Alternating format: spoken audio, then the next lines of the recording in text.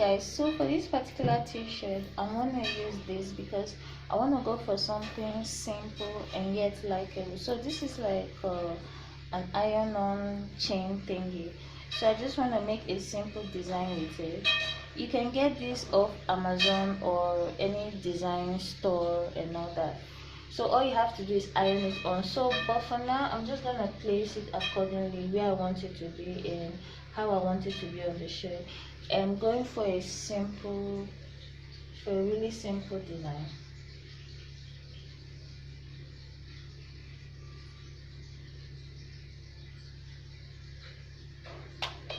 So all I have to do now is iron it. So the basic things I'm using is simply that and the iron.